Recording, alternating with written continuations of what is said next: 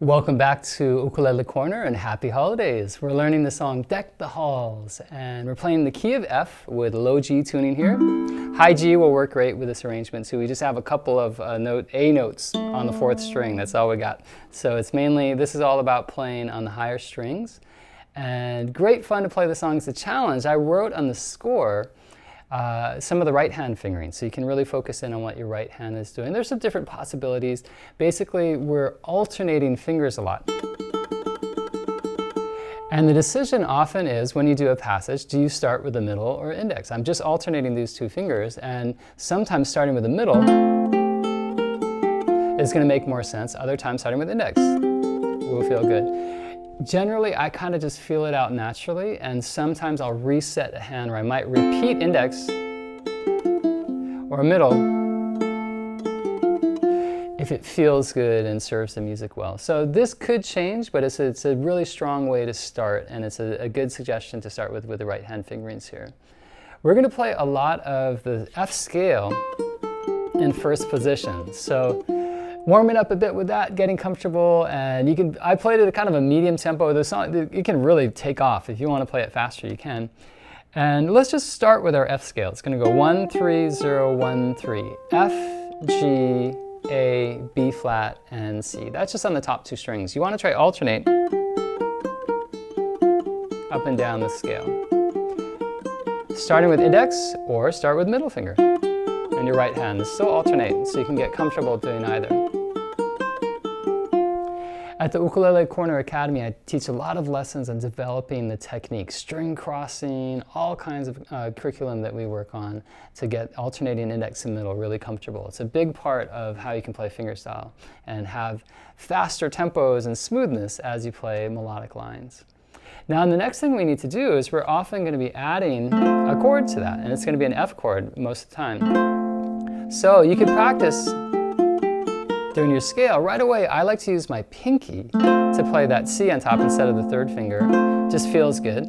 And I'm going to try to keep the sustain in the chord and doing a very tricky thing. This is one of the key elements of this lesson I want you to practice.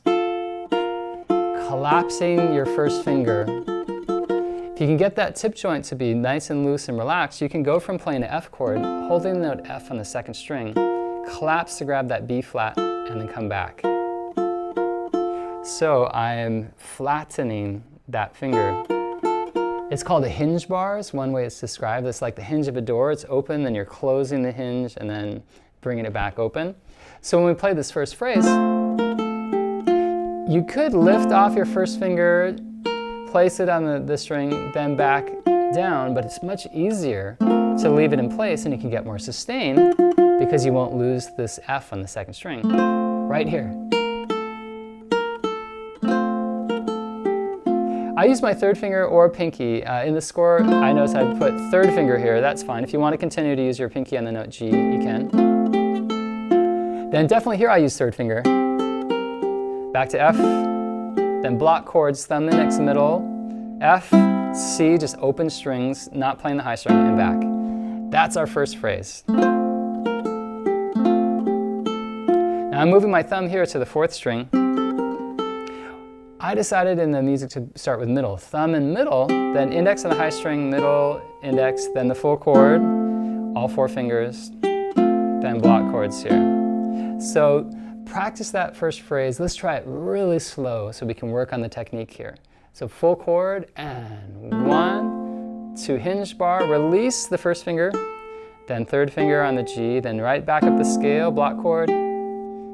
Alternate your fingers, thumb and middle here. Full chord, middle, then thumb, index, and middle. Back. Repeat that phrase, pinky on top, hinge bar, third finger. Measure 7, I'm going to do this thumb and middle, and then block chords. Now the next theme, part of the song, we're going over a C chord here, and so we're going to play the C, third string in the bass with a thumb. Now here I chose to start with index finger in the right hand. Index, middle, index, middle. 3-note F chord, 0, 1, 0. Now here you can sneak in, you can do that hinge bar again, or now we're not using it for this bass note, so we could use our second finger there. That feels great. On the B flat, then pinky to the third finger. Make sure you don't use the same finger to cross strings there. Then I'm going to hold 3 notes of a D minor, D, F, and A. 2 and 1, thumb, index, middle with the right hand. Then I'm going to use my third finger on a B natural to a C. Bar 3 strings, not 4, just 3, save the energy. And go 5, 7, 8 on the high string. That's going to give you a D, an E, and F. Then we're going to do 6 coming down, 7th fret of the 3rd string, and then the high string. 5th fret, and then 4, then 3. Thumb and index, thumb and middle, thumb and index. So I'm playing my thumb for all the 3rd string notes. I'm alternating on the high strings instead of just using the same finger. That could work, but work on alternating. Then we just repeat our first phrase, then a final phrase, that 5th fret, interval to 6th.